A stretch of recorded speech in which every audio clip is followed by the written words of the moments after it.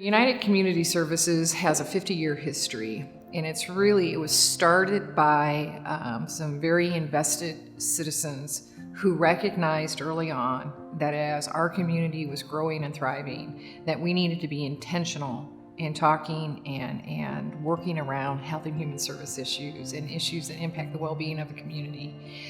50 plus years later, it's still the same. It's our partnerships, it's our volunteers, it's our board. We are really the embodiment, I feel, of Johnson County and our greater Kansas City region and our community at its best. Our core work today really focuses around three areas: education and advocacy, mobilization and planning, and resource allocation. You are going to one organization that's done the research, that's looked at the longitudinal data, that shares that information with our community partners. And then that helps to inform our planning work.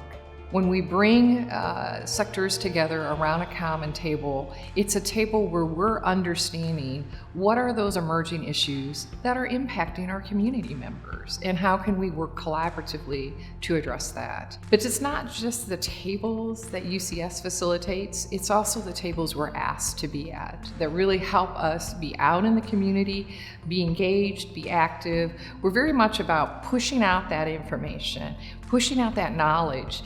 You know, we make the best decisions together. A lot of times, issues are made up of puzzle pieces, and we all hold a piece of those puzzles. We all bring different life experiences.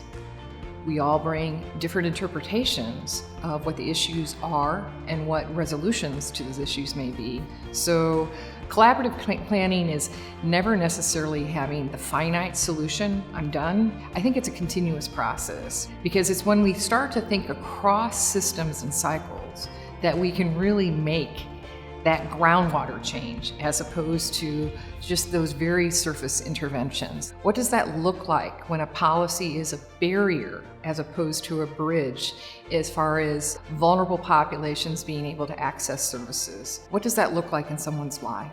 How is that impacting our residents? And what is that bigger picture when we think about local government, when we think about state government, when we think about policy?